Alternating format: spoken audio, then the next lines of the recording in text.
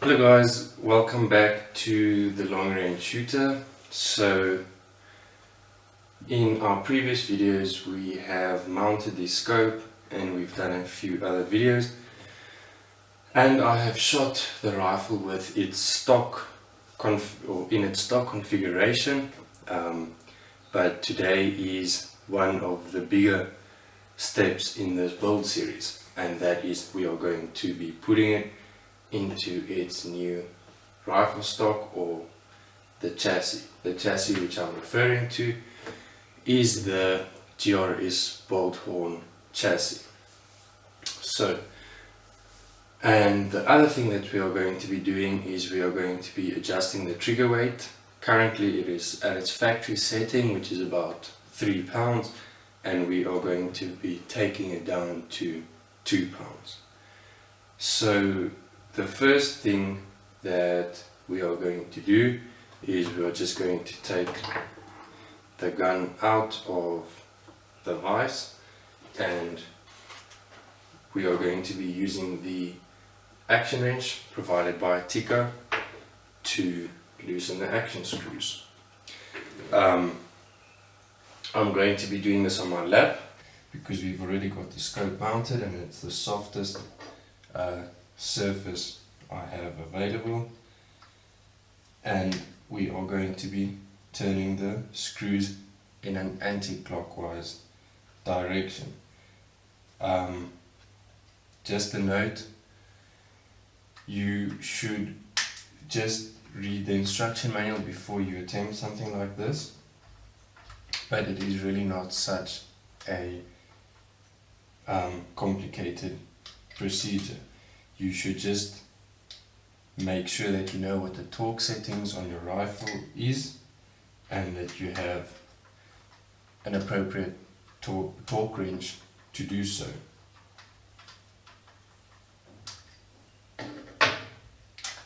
Okay, so let's just remove the magazine, and then our bottom metal just simply comes off. This bottom metal will not be used, but the action screws are going to be reused. Just remember, the longer action screw is for the rear, closer to the trigger, and the shorter action screw is for the front of the rifle. Now let's just be careful about this and take the bolt out of the rifle as well, just so we make sure we have a safe working environment. Okay, so now we are going to turn this upside down again, and the stock should just simply slide out. Okay, so there's the old stock. I don't know if you can see this, and we'll just put it to one side for this moment in time. Okay, so now we have our barrel action, which is the heart of the operation. So we are just going to put this down very gently so we have access to the set screw to adjust the trigger weight. So in order to adjust the trigger weight, you are going to need a 2.5mm Allen key, and we are going to turn the set screw over here in an anti-clockwise direction.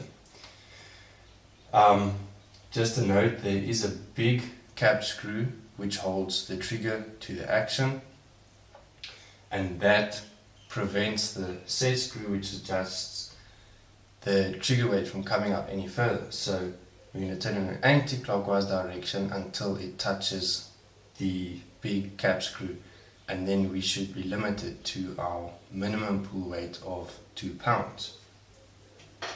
Let's do this, and we are going to turn this anti-clockwise. It's approximately half a revolution plus about another quarter. So now we are against the cap screw, which secures the trigger to the action, and we know we are approximately at 2 pounds of pull weight. Now that we have the trigger adjusted, it is time to marry the barreled action with the scope already attached to the new GRS Bolthorn chassis. So theoretically, having the scope mounted already should not affect your zero, since the scope is attached to the action. Okay, so now this is the exciting part. We have our chassis, which we can remove from its packaging.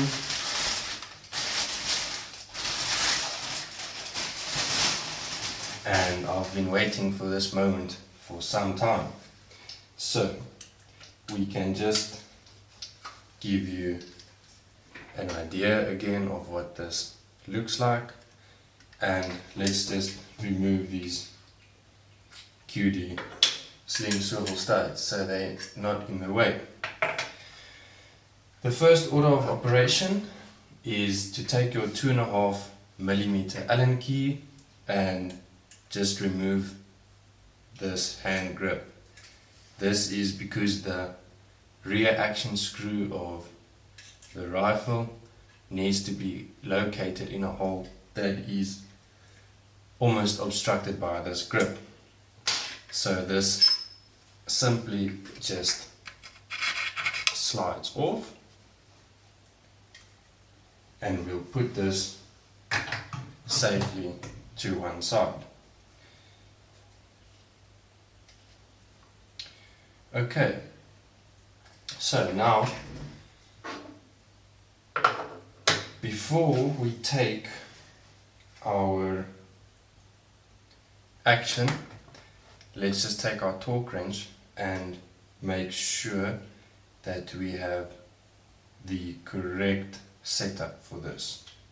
Okay, so we have made sure that the torque wrench is adjusted to 5.5 Newton meters. For the individuals who work with imperial units, that's roughly 49 inch-pounds if you round that up, but be sure to make that conversion yourself so you are sure of what you are doing. Okay, so now we need to take this chassis. I'm just going to work on my lap and you should be able to see, and we are going to gently take this bolted action and we are going to set it down inside of the chassis. Be sure that you have located the recoil lug, which is internally situated in the chassis, and if you are not sure about this, there is a review on the chassis which will show you where the recoil lug is situated. So we're going to turn this assembly upside down and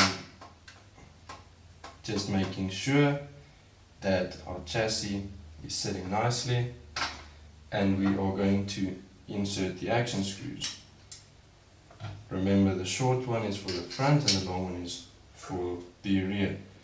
We are going to use our action wrench supplied by Tikka, and we are just going to loosely tighten these screws. Okay,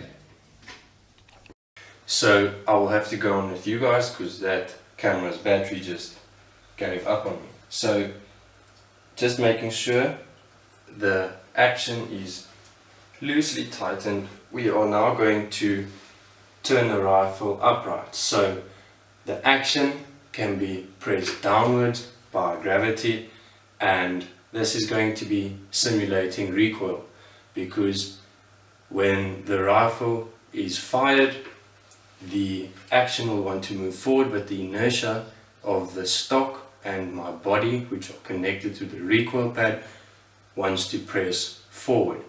So it's the same story with the scope rings, it's just a different interface between the barrel action and the chassis.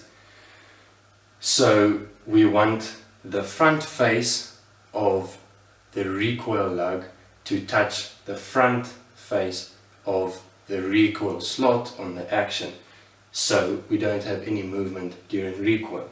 Luckily this is not a heavy recoiling rifle. So now that we've got that, we are just going to snug up these action screws,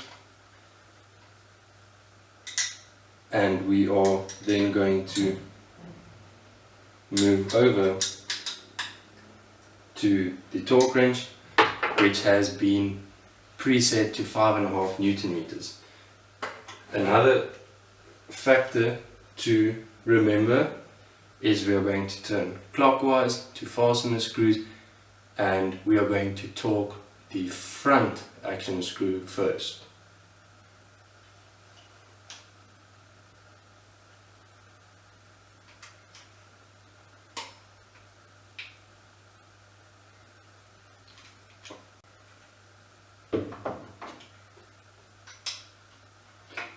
And then the rear action screw.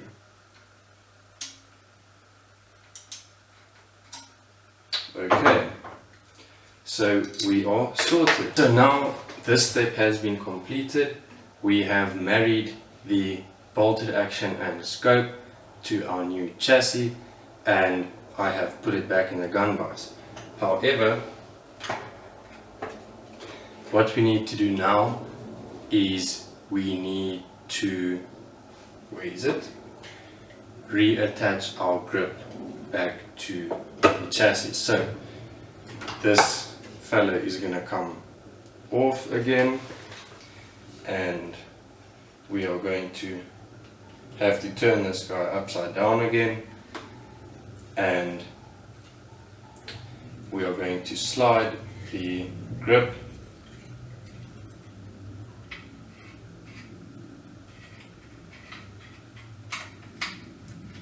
back onto the rail. And now what we need to do is we need to determine a comfortable grip or length from the grip to the trigger to enable us to tighten this again. So that feels about right.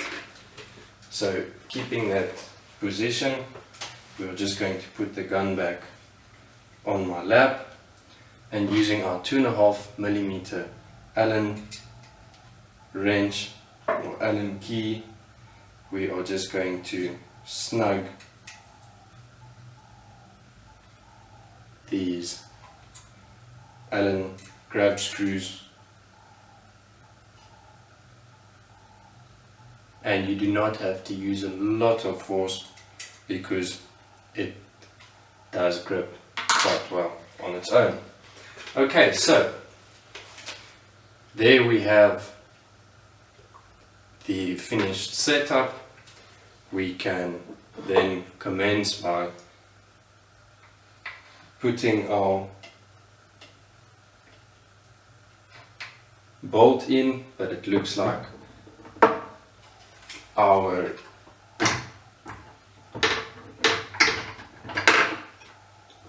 cheek rest must come out first, so let's just put this back in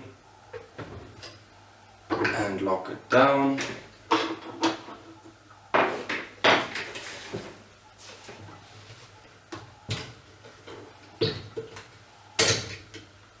So now that this is out, we can put our bolt in.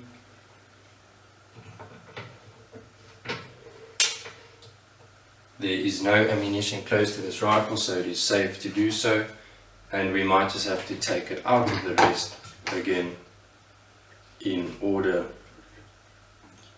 to put the magazine back in.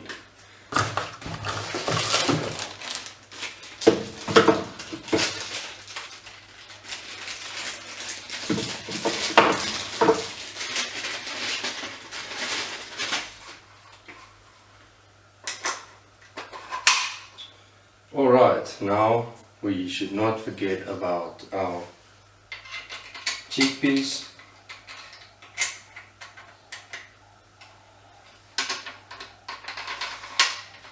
Just making sure that the bolt will cycle.